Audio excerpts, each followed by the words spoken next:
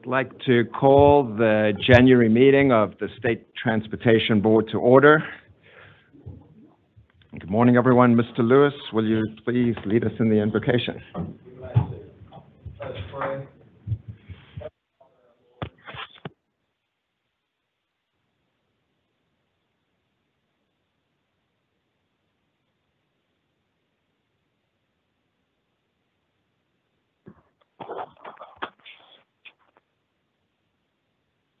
Health issues and all that's going on there, and we pray for good results as they continue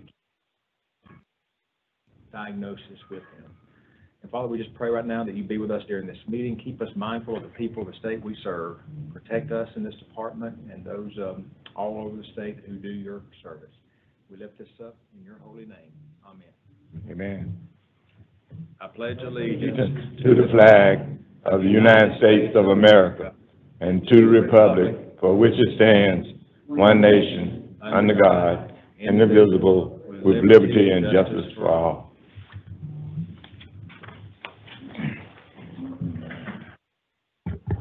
Good morning, everybody. Happy New Year. Welcome to the January State Transportation Board meeting.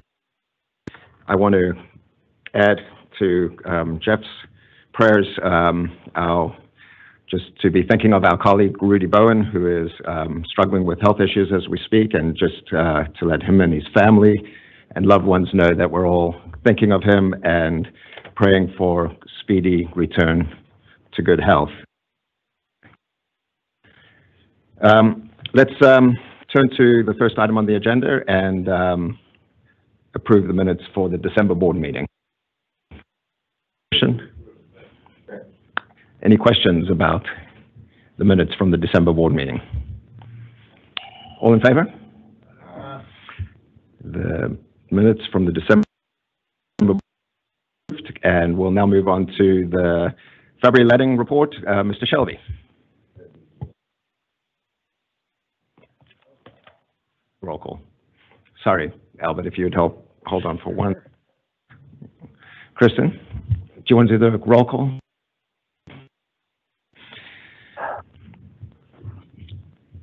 Thank you, Robert.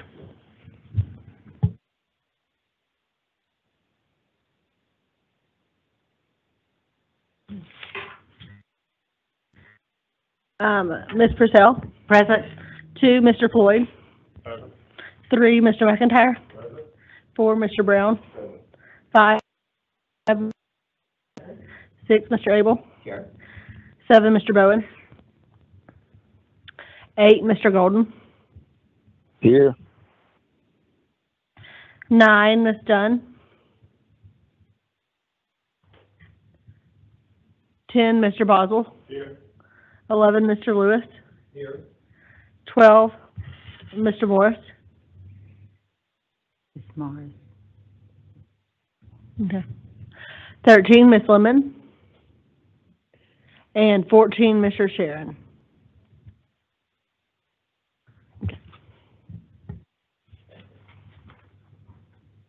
Okay, Mr. Shelby.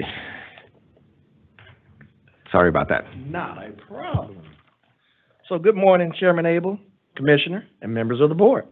I'm here to present the projects the department is proposing to advertise for the February 2023 letting. Before we present February, here are the FY 2023 results. We have let a total of 149 projects. The chart here shows the number of projects by improvement type. The value of these 149 projects is approximately $936.5 million through the December 2022 bid awards, with 147 GDOT let projects worth approximately $885.8 million, let projects worth $50.7 million. This chart shows a dollar amount distribution by improvement type, with maintenance, bridge, and road projects making up the bulk of these types. Here are the results of the December 2022 letting. Of the 39 GDOT let contracts presented to the board, 31 were awarded and 8 were rejected from. Now I'm going to discuss the projects in the February 2023 letting. We have a total of 28 projects and all are GDOT-let. The next three slides list the 25 non-TIA projects arranged by congressional.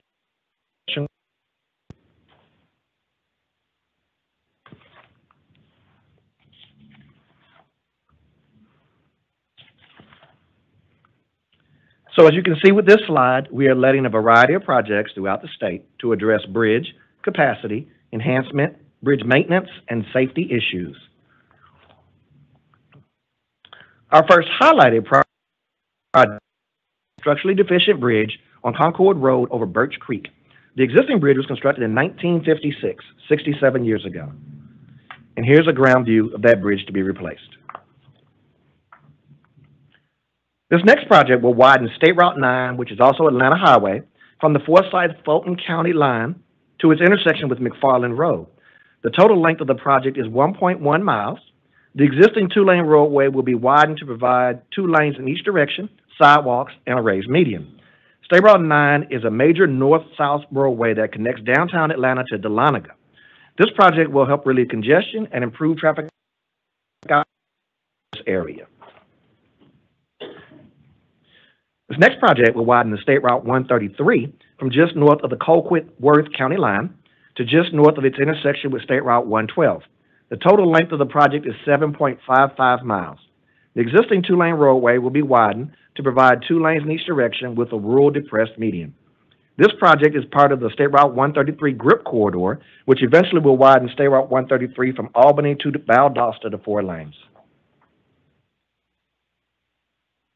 This next project will replace the structurally deficient bridge on Lower Kornacky Road over the Kornacky River. The existing bridge was constructed in 1959, 64 years ago. Here's a ground view of the bridge to be replaced. And this bridge is actually currently closed to all traffic, as you can see here. This next project will replace the structurally deficient bridge on State Route 77, Spur, over Cedar Creek. The existing bridge was constructed in 1957, 66 years ago. And here's a ground view of that bridge to be replaced. Next, we have a single-lane roundabout at the intersection of State Route 53 and Cut Road. This roundabout will improve operational efficiency.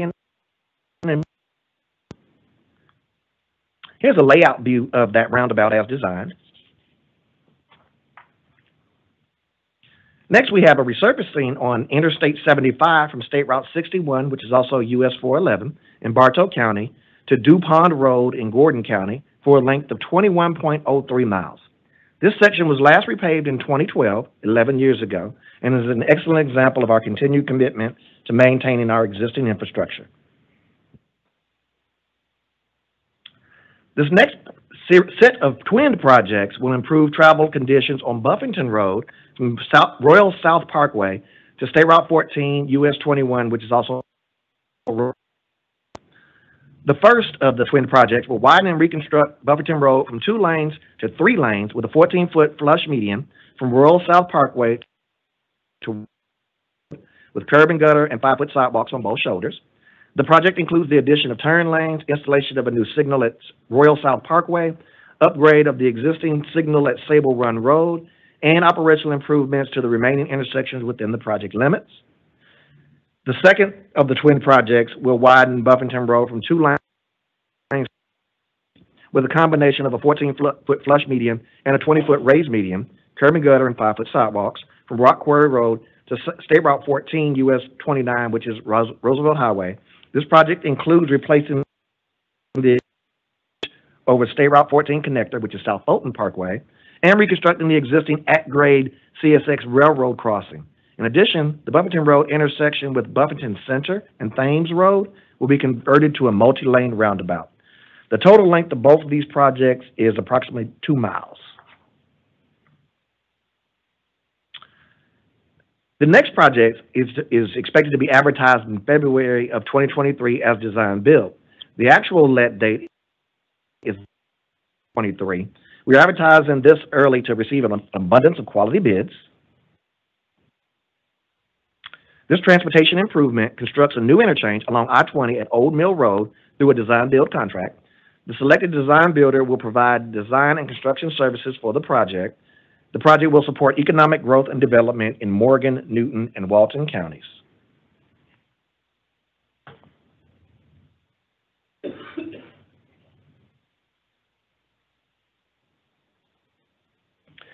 Good morning, Chairman, Commissioner, members of the board. I'm here to present the TIA projects for the February letting. We have 3 projects in the heart of Georgia Automahal region. These 3 projects were recently let in November and were rejected, so they are rebid. So this is TIA 1. It is outside the window, but they were ready for letting, and we are letting them again. These 3 projects: intersection improvements at West Orange Street, West Cherry Street, and West Pine. We will also be doing some drainage improvements at West Orange Street and doing resurfacing in between the intersection improvement projects. All right. Thank you, Kenneth. So we have 28 projects for the February 2023 letting. This chart shows the distribution by improvement type. The estimate of these projects in the February 2023 letting is approximately $171.5 million. This chart shows the dollar amount distribution by improvement type. I now ask for your consideration for approval of the proposed projects presented for the February 2023 letting. Thank you, Mr. Shelby. Mr. Franks, appreciate the report. Can I have a motion to approve the February letting? So moved. Second. Are there any questions?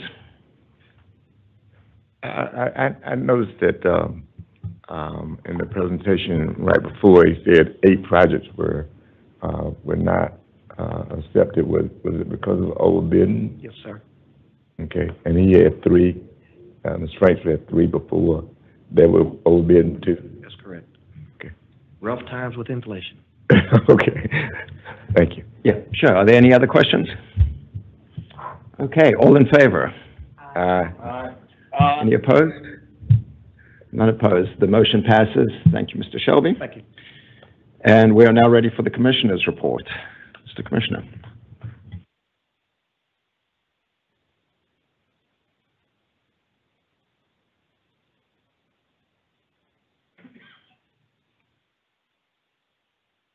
Morning, Chairman, ladies and gentlemen of the board. It's a pleasure to be with you here in January with a new year that's rolled by this quick.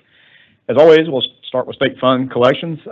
For December, we had about $10.29 million in collections. Obviously, the excise suspension was still in play.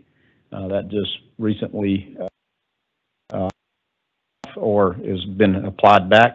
But as you heard yesterday from Angela's budget presentation, our budget has been made full and actually a little bit increased over what we thought we would have in fiscal year 23, and a little more, even more robust in fiscal year 24. So that is all good signs. So a little bit increased interest revenue from motor fuel, and then also an adjustment in the motor fuel collection positive. So very good news on that front. Yesterday, also, you had a great presentation from Brian Robinson about our HR update and all the things that we're doing on recruitment and retention. And as I talk about employment data, I'm proud to announce, as he did yesterday, we're at 3,775 employees. We hired 56 employees last month and had 45 separate. So we net it positive, which is important. So that is good. As I gave a presentation yesterday, though, to the House and Senate appropriations, over 60% or 60% or so of our employees have 10 years or less experience. So that's we have lost a lot of tenure, and as Brian showed you yesterday, the highest majority of our separations are not due to retirements, it's people separating employment. So appreciate the work that HR is doing, but it's a total team effort of hiring managers, communications to help us market and message, and then HR doing a lot of innovative things that Brian talked about onboarding much more efficiently and effectively. So that was a great report.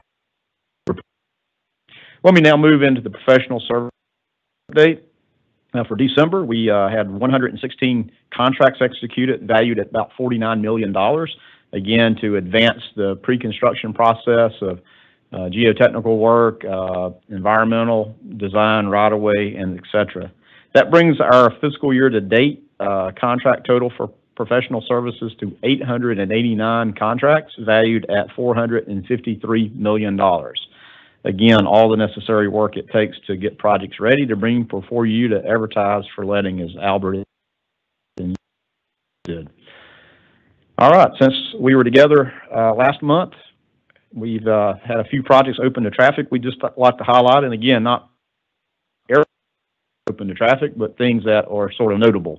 We'll start in Congressional District 1 in Chatham County, GDOT District 5. Had a little over 4.5 miles of capital maintenance resurfacing on State Route 307 from I-16 over to State Route 21. The contractor was APAC Atlantic. Finished that up right before Christmas on December the 20th.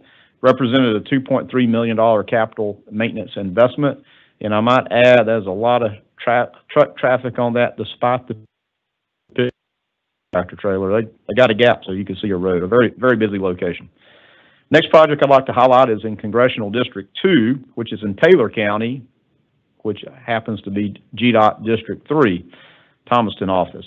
This is a capital bridge replacement project. It included a bridge replacement on Little Pete Road over Thames Creek, and also some approach work. Southern Concrete Construction Company was the contractor that opened it up on December 21st. Represents a $1.6 million capital investment in replacing a local bridge. And I might add, this project opened up ahead of schedule, so that's always good news. There's a photo of it. Moving in now to a project that split Congressional District 10 in 12 in Richmond County, which is GDOT District 2. It's another bridge replacement project, this time on US 1 State Route 4 over North Fork Spirit Creek. Contractor was Clearwater Construction Company. It opened up on December 9th. It represented a $3.8 million investment. And there's a great photo of it. You can see a nice roadway with nice shoulders on it as well. Last project I'd like to highlight would be in Congressional District 12, down in Screven County, which is GDOT District 5. Another bridge investment of replacing a local bridge on Ogeechee Road over Ogeechee Creek. Contractor, again, was Clearwater Construction Company, and they opened that on December 28th, representing a $1.9 million investment, again, on a county road, and you can see a nice bridge there. Unlike the photos Albert just showed you, bridges to be replaced. This is what we aspire to get to. So, all righty, let me move in now to some honors and achievements and recognitions that I'd like to highlight this month.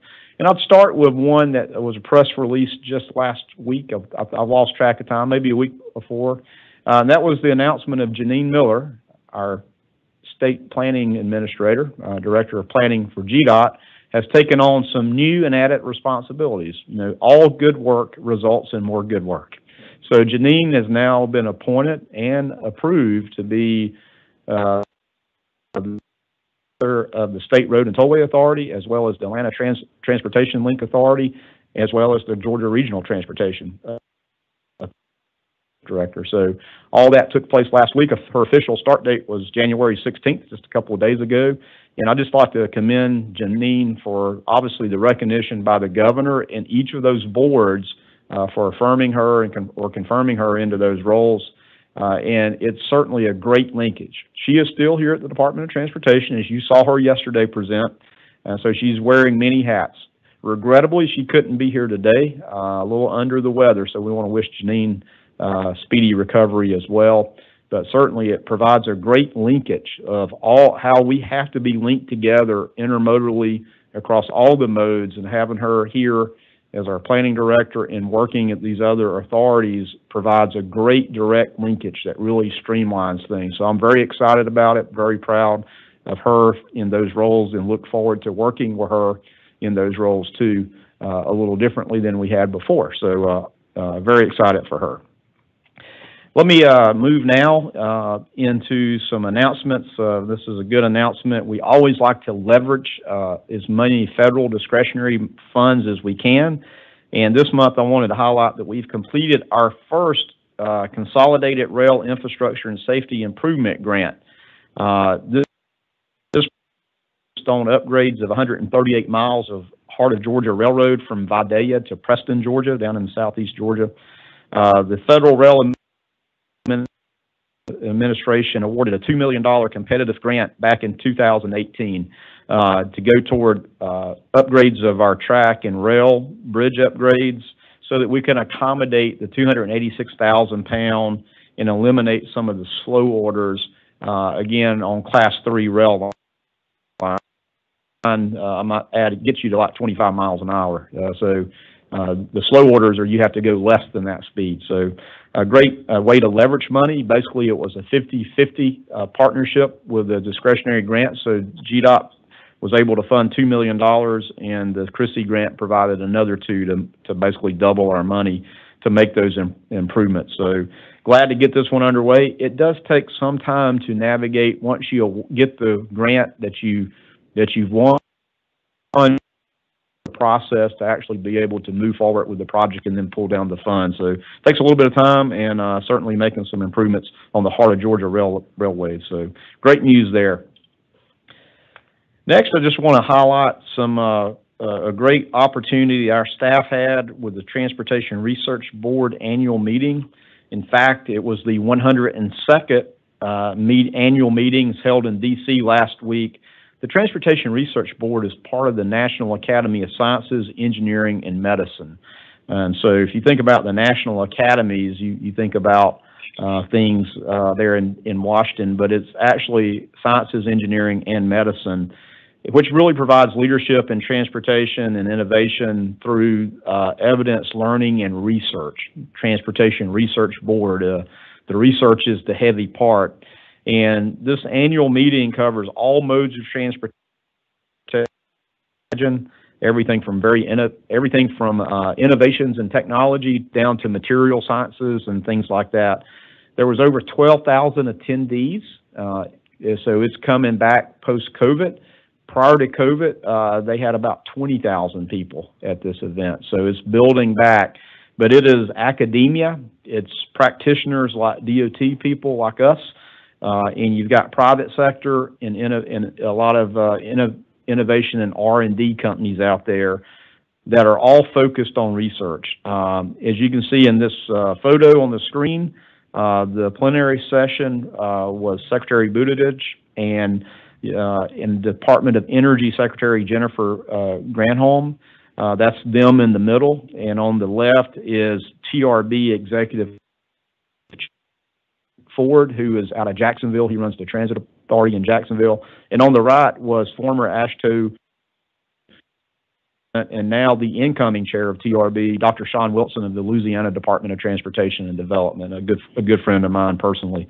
And so great opportunity to hear from them. Both secretaries focused on e-mobility and the deployment of the National Electric Vehicle Infrastructure funding and how critical that was in the nation's pivot toward more electric vehicles. So really a great conversation there. And I might add that USDOT and Department of Energy has created a joint office that was very helpful to us, others, in preparing our NETI plan that Janine and her staff led to put together our plan that we will ultimately lead toward implementation. Now, let me tell you, every time I go to TRB and come back, I feel dumb, because there's a lot of smart people at TRB. And in fact, a privilege of being at TRB is being on a committee or a panel. And I wanted to highlight a couple of our staff that presented. John Hancock, our state construction engineer, did. We had Ronald Nezovich, our state pedestrian bicycle engineer, Laura Nesbitt, and our traffic operations supervisor, Ryan Palawowski, our ecologist in OES, and Pusi, and our Illinois senior team leader at OES, all in panel discussions or on working committees that gave presentations. And I also was very honored to be on a panel addressing the challenges that state DOTs have in facing the workforce of the future. And you heard what I had to say from Brian Robinson yesterday. As Brian highlighted those things, I took his good message and shared with a room full of people, including media I did not know was there. And you might have saw one of my quotes in the paper that we're pretty bad at marketing as engineers. We should know that engineers are not good at marketing. And so that's why Scott Higley and his team in HR are doing a much better job in marketing jobs and changing, updating our titles to be more in line with what we do and maybe appeal to people a little better than some of our previous good old government titles would do. So a lot of great work there. Honor, we had a good contingent of people to go. All of this is actually funded through Federal Highway, through SPR funds, so we're able to participate. It is a big part that we don't from federal funding, huge emphasis on research. We're very conservative in what we do. When we make decisions, we need for those to be based so that we make good decisions of use of public dollars. So quite an honor to be up there, and certainly glad to have our staff. We try to get our younger staff there to get engaged and to be a part such that they can contribute moving forward. And when they all come back too, they have to report out on what they learned and what they may try to implement from what they learned. So we have some accountability all the way around. Speaking of messaging and keeping people ahead, we have the Head of the Curve podcast that I just want to draw your attention to. We've got a new one out. This is with our Emergency Operations Manager, Miss Emily Fish, who has been very, very busy. I'm not sure how she had time for a podcast. Meteorologist over at GEMA, Will Langston, who is a great resource for us. And we rely on Will a lot. This podcast is focused on our winter weather preparedness and what all it takes. So I encourage you to jump on the website and podcast. It's great. And then we have one coming up in February with our own Kenneth Franks you just heard about celebration of TIA, since that we've had that 10th anniversary now for the first round of TIA. So that's coming up as a teaser. Kenneth will be signing autographs later if you want to grab one. But great, again, just pushing out the message. I was honored to do the first one with Natalie Dell. Real experience, sitting there asking me questions. Hopefully you've had a chance to listen to that. I was told it had the most listens of any podcast we've ever done, being the first. So anyway. I told her I expected there was at least 3 or 4 listens. 2 of those were my wife, listened to it twice, and 2 of those were my kids. So anything above 4, I felt really good about. So I have 3 kids and only said 2 listens. So there you go. All right. Speaking of ahead of the curve in winter weather, listen, since we were together last time, we were getting ready to go into the holiday season and Christmas, and Mother Nature certainly dealt us some very cold weather.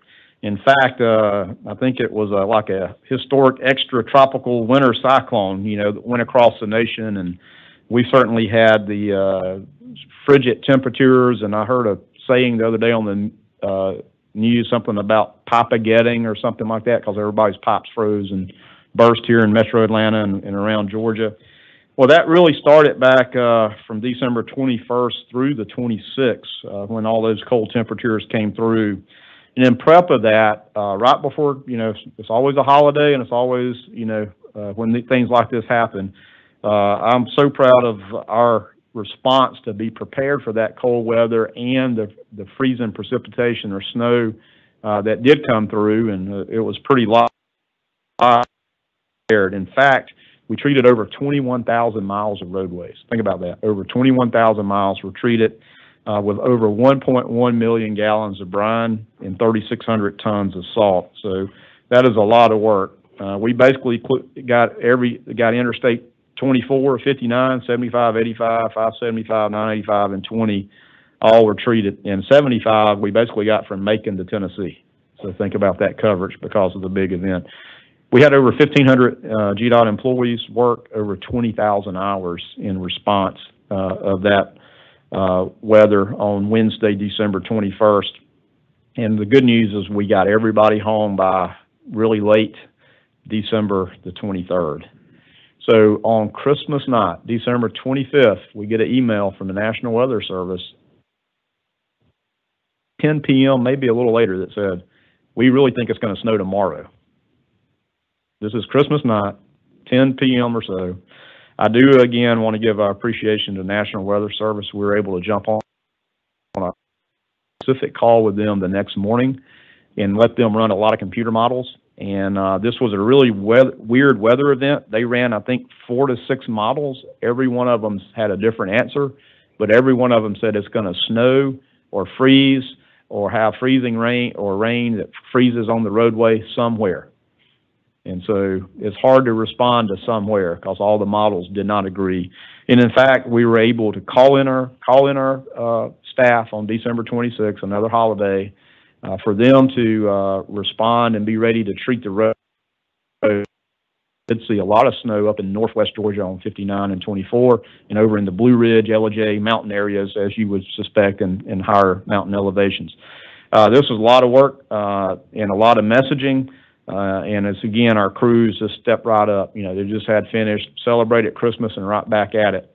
Basically had 2 days to enjoy a Christmas holiday, and right back at it. A lot of good media. Again, I commend Scott and the whole strategic communications groups in each of our districts, and here at One Georgia Center, and our own Natalie Dell certainly does a great job. We got actually featured on Good Morning America, so that's got a little national coverage as well, so that's always good. But again, the response of our workers over the holidays is just amazing, and I'm forever grateful. You know, this last week, January 12th, another wave of severe storms, heavy rain, and tornadoes. A lot of straight line winds on last Thursday evening and afternoon came through Georgia. A lot of damage. Hardest hit areas, of course, were Butts County, Henry, Jasper, Meriwether, Newton, Spalding, and Troup counties, where the cleanup work continues. Our crews started on Thursday evening, worked all night Thursday evening. They have not stopped working. They've worked the weekend. They're working now. When the state of emergency was issued by the governor, there shortly on, I guess that was Friday morning, we began to clean up our roads to make them passable, and we've been working on city streets and county roads to help our neighbors, again, get the roads passable. Obviously, a lot of work, a lot of power lines down, and as you've heard on the news, obviously, Griffin was just basically, their power system was basically just wiped out. So we have to wait on power lines to be de-energized or cleared before we can clear a lot of the vegetation out of the road. And it's just been amazing. You can see these pictures of cleanup that's been going on. And I might add on the bottom left here, this is our maintenance headquarters in Troup County. That's not an exterior wall. That was the interior. But you can see we've had some significant damage to our facility and our salt barn as well at Troup County. We're working to assess that, and we'll ultimately have to have that replaced. See what they've done. In fact, we've had 273 employees working. We've hauled 1,348 loads, dump truck loads of debris thus far. State of emergency goes through Thursday at midnight. Again, it's going to take that long to help with a lot of these local routes, and then we need to get back to our routes to get the shoulders cleared. We basically got it passable, but now we need to go back and get the shoulders cleared off. And it just, again, shows the dedication and commitment of our staff, being on call, being responsive to help their fellow Georgians. And also add, it's totally a team effort. GEMA, the Department of Natural Resources have chainsaw strike teams helping. Georgia Forestry Commission has done the same. And Department of Public Safety has certainly provided a lot of security and a lot of help in just mobility and getting around folks in and out places. So it's a whole government effort that were the hardest hit. And it's just amazing to see the damage, especially in the Griffin Spalding area. It's just significant. We had the opportunity to fly some drones to try to assess what we have to deal with. And it's just amazing when you see that drone footage of where these tornadoes touch down or the straight line winds. and to see the devastation. It's hard to even describe with you. So again, I'll end on a word of appreciation for the GDOT employees. There's been a daily catch up going through, led by Emily Fish and Brad Saxon, to know what resources we need, what equipment issues we have, and how do we respond to be able to continue to be responsive. But it is certainly a point of pride and appreciation. And I'll come back later and talk about the ultimate sacrifice given by a GDOT employee a little bit later. So, Mr. Chairman, that concludes my report. Be glad to entertain any questions or comments. Thank you, Commissioner. Any questions or comments from members of the board? Well, I have one. The citizens of Georgia might be quick to point out when there's traffic or construction inhibiting their commute and mobility. Most are not aware of what you shared with us, both the winter weather and the GDOT team's willingness to do what it takes to keep the roads open and keep the roads safe. And other severe weather events. And I think it bears repeating, not just from you, but from us on the board, our appreciation for, the commitment of the team. I will note that, and I know you're going to speak about Mr. Kornacky's untimely passing soon, but, a good friend of mine who knows here at GDOT said to me he read about that in the paper and expressed his condolences, to us, the GDOT family. And I thought it was really touching and meaningful that people do notice and people do care. And I wanted to share that, Chair. So thank you, Commissioner, for your presentation. Thank you.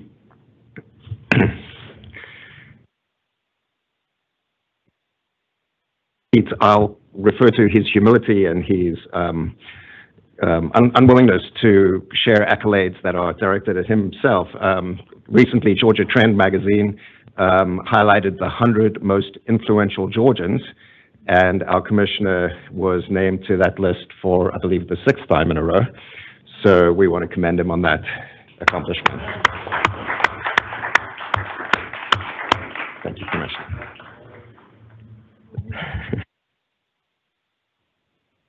Let's move on to the next item on the agenda, which is Mr. Boswell offering resolution for Troy Hill.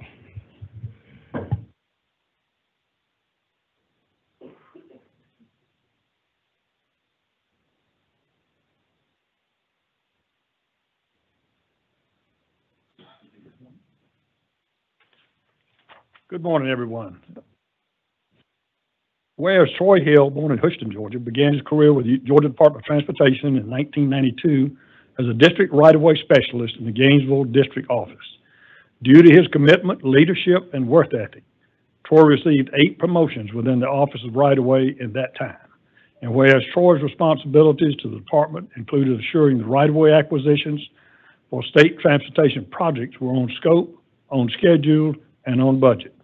He led the training of right-of-way employees and consultants for the department and local governments, and he ensured the department met the right-of-way compliance with all state and federal laws, as well as revising policies and procedures as necessary to improve acquisition efficiency, performance, and quality. And whereas Troy is a graduate of the University of Georgia, where he earned a bachelor's degree in agricultural business, he also holds a Georgia real estate license, Georgia certified appraisal's license, and Troy is known as an industry leader who has been involved with various committees and subcommittees, national and regional organizations, including the American Association of State Highway Transportation Officials and Georgia Partners for Transportation Quality, where he served as co-chair of the right-of-way subcommittees. And whereas Troy worked on hundreds of right-of-way projects throughout the state of Georgia, including the high-profile Northwest Corridor Project, Savannah Harbor Expansion Project, and multiple major mobility investment program projects, and whereas Troy dedicated his time and service to hundreds of property owners, tenants, and their representatives across the state of Georgia to assure that they were treated with fairness. The Georgia Department of Transportation has greatly benefited from his leadership and expertise, which earned him the Commissioner's Award for Excellence and in Performance. And therefore it be resolved that the State Transportation Board recognizes Troy Hill for his exemplary contributions, his loyal service, for his leadership and commitment to the citizens of Georgia and the Georgia Department of Transportation. Be it further resolved, a copy of this resolution shall be spread upon the minutes of this meeting, and a suit be presented to Troy Hill in honor and recognition of his retirement from the Georgia Department and the state of Georgia after 30 years of service. Adopted this the 19th day of January, 2023. And Troy, my congratulations. Thank you very much. Thank you. Thank you, sir. And he and I have worked on some of the projects in my office to a little bit of the benefit. Yes, sir. He is unbelievable what he does. Jamie, before Troy speaks to us, do you want to ask for a motion? Yes, I'm sorry. Big close, I'm sure. Yes, could I have a motion, please? Second. Second. All in favor? Aye. Okay, Troy, you're officially recognized. Thank you. I just wanted to right quick say I feel very thankful and blessed for having worked here. Wonderful place to work. You know, it's a good place you can grow and develop, and with that, it's with great people. You know, everybody here's so great. Made a lot of friends and relationships, and I always cherish that. And I look forward to working with y'all, continuing on future endeavors. So, thank you very much.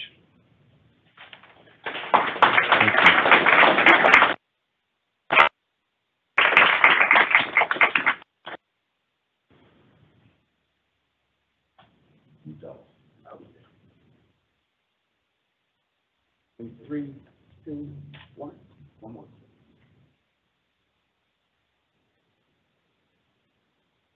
Three, two, one. Thank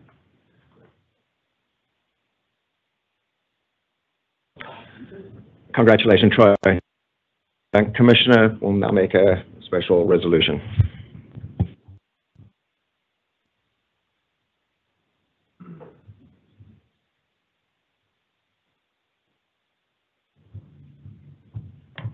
Thank you, Mr. Chair. Obviously, returning to deal with something that's, you know, very heartfelt. As you know, last Friday morning, employee Sean Kornacky was killed in the line of service. Sean was the Walker Camp foreman up in District 6 and had been with GDOT for over 16 years. He was killed in the line of duty in the early morning hours. They get a call, they wake up, they get dressed, and then they respond. And basically the call was trees blocking road and power lines, and so he went out to respond to that. He was certainly a very dedicated employee, as exemplified by just answering that phone and being responsive. Ensure that our roadways are safe, and especially in times of inclement weather through the high wind had moved through that evening. I'd like to present this posthumous resolution in honoring of his life and his service to the Department of Transportation. And it reads, whereas the world suffered a great loss on January 13th, 2023, with the tragic passing of Sean Kornacky, Georgia Department of Transportation District 6 Highway Maintenance Foreman, in the line of duty to the citizens of Georgia and his family, friends, and colleagues with the Georgia Department, greatly grieve the loss of our coworker and friend. And whereas Sean has a long history of honor people of Georgia, for many years he contributed to the safety of the state citizens after severe, including playing an important role in the Hurricane Mike 18 and in many other instances, and was always willing to assist in order to keep Georgia roads clear and safe for all. And whereas Sean, by all accounts, loved his position at the Georgia Station, was considered an exemplary employee. 16 years, he worked his way up through the in every position on his way. And it's foreman 2.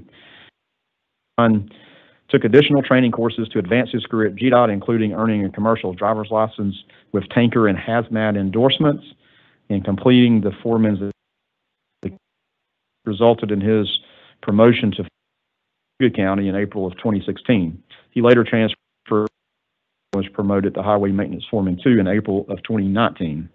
Whereas Sean was no stranger to emergency, sometimes being called back to work shortly after arriving home of the workday, and willingly return serve the people of Georgia.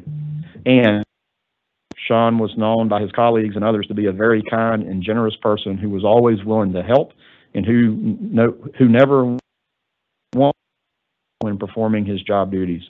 He was always very courteous, friendly, and never knew a stranger, and I might add, always smiling. Whereas Sean, a dedicated family man, will always be remembered for his love of his family, friendship, and simply be missed. The great fortune to know him. Forward be it that the State Transportation Board posthumously, it's a hard word for me to say, recognizes Sean Kornacky for his loyal service to the citizens of Georgia. Be it further resolved, resolution be spread upon the minutes of this meeting and be presented to the Kornacky family in honor and recognition of his service to the state of Georgia, his commitment to the Georgia Department of Transportation. And I'll ask that this board consider that for a motion and approval. Second. All in favor? Aye. Motion passes. I'd ask that, I believe Grant Waldrop, District 6 District Engineer, is here. I'd ask him to come up to receive this and carry the copies back to be shared with the family. Sean's funeral was Monday, and we didn't feel like it was try to be here today. Certainly going through, it was a funerals go. It was a very meaningful funeral, represented by GDOT District 6 and GDOT members from here at One Georgia Center. Also would certainly want to give us thanks to DNR Commissioner Mark Williams attended, as well as DNR members, as well as the Georgia State Patrol from the post there. They were there in attendance as well. And also Georgia Forestry Commission. As I talked about, the all hands cleanup, well, they showed up at the funeral as well to show you that commitment and dedication of many state employees, not just GDOT state employees that I'm a little partial to. But if Grant would come up, I'd ask that we'll present to him, and then he can convey approval of Sean's resignation.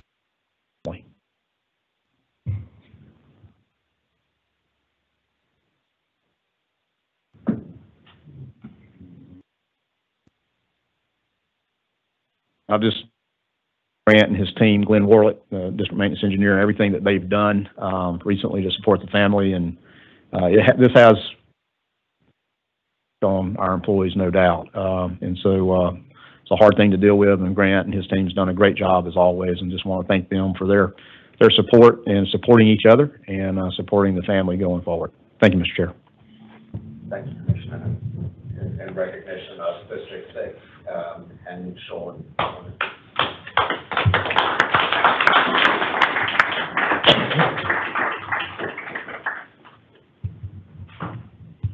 Okay, we'll now move on to the committee reports. The first report, Mr. Lewis will give us the report on the statewide transportation planning and strategic planning committee meeting.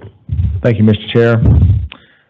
The statewide transportation planning strategic planning committee convened on January 18, 2023 at 1:30 p.m. Board members included as vice chair, Purcell, McIntyre, Abel, Brown, Floyd, Key. First order of business, Janine Miller and Kelly Gwynn, Assistant Director of Planning for Rural Metro Freight and Policy Freight Plan. That will be submitted to FHWA later this month for review. The presentation covered what federal requirements the state must satisfy as part of the freight plan, which will enable GDOT to invest an average of $45 million per year from the National Highway Freight Program on federally designated methods GDOT planning staff used to respond to the were also the results of the analysis and next steps for continued freight plan GDOT. No actions were taken during this committee, and there being no further business, adjourn 1:51 p.m., and this concludes. Thank you, Mr. Lewis. Meeting was the Finance Committee. Mr. Brown, would you offer some minutes from that? Yes, sir. The Finance Committee convened on January 18th, 2:00 p.m. Board members present included myself, Jamie Boswell, Ann Purcell, Johnny Floyd, Dennis McIntyre, Stacy Key, and Greg Moore. The first order of business, Angela Whitlock, Treasurer, presented the amended 2024 budgets. She reported that excise revenue for the amended 2023 budget increased by $89 million. It also reflects a transfer of $351,000 in transportation trust fund fees from payments to CERTA, transportation trust fund fees, trust fund fees, and state general funds remain flat. The 2024 budget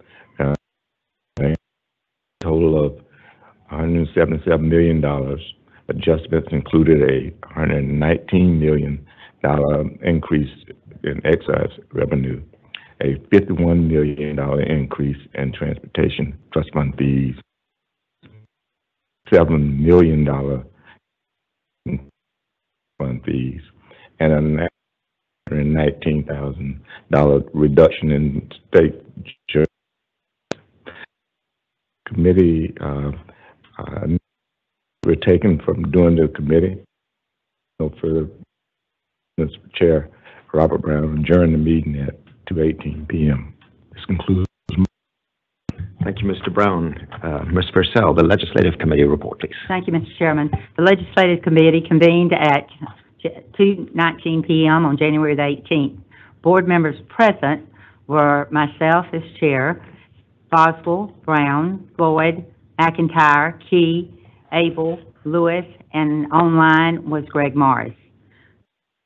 The business, Joshua Waller, Director of the Policy Government Affairs, provided an update of the legislative, including the complete 40-day calendar and upcoming transportation legislative items. Finally, including the enactment of the federal FY23 Omnibus Appropriations Act. There was taken during this committee meeting. Being no further business, I adjourned the committee at 2:29 p.m. and this concludes my report, Mr. Chairman. Thank you, Ms. Purcell. Mr. Boswell, would you read the program delivery report? Yes, sir. The program convened on January 18th, 2023 at 2:30 p.m. Board members present included myself, Robert Brown, Ann Purcell, Johnny Floyd, Dennis McIntyre, Kevin Abel, Jeff Lewis, and online Greg Morris. First order of business, Andrew Haney, the P3 Construction Program Manager, gave a presentation on the U.S. State Route 404 Spur Bridge Maintenance Project. This project is being for CMGC delivery with the alternative contracting method rules. Committee actions, I ask for a motion to approve the use of the CMGC delivery for this project. Made a motion to approve the use of delivery, seconded by Ann Purcell, and unanimously approved. There being no further business, I adjourn the meeting at 2:48 p.m. I now make a motion to approve the use of CMGC delivery for the US 17 State Route 404 Spur Bridge Maintenance Project. And this concludes my report. We have a motion. Do we have a second? Second. Are there any questions? Okay, all in favor of the motion to approve the CMGC method? Aye. Aye. Any opposed? Okay, the motion passes unanimously. Thank you, Mr. Boswell. I will now read out the committee report from the Committee of the Whole.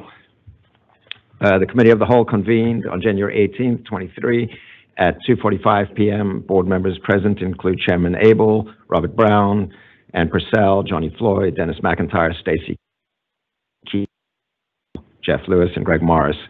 Brian Robertson, as the first order of business, he is the Deputy HR Director, presented updates on GDOT's workforce efforts. An overview of the Office of Human Resources was provided, along with an overview of workforce trends impacting organizations.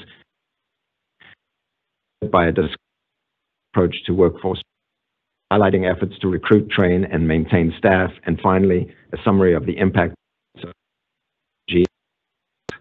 No actions were taken during this committee, and there being no further business, I adjourned the meeting at 3:13 p.m., and this concludes my report. And with the conclusion of the board committee reports, we'll move on business. Is there any new business to bring? Seeing none, I will move to adjourn the January meeting of the State Transportation.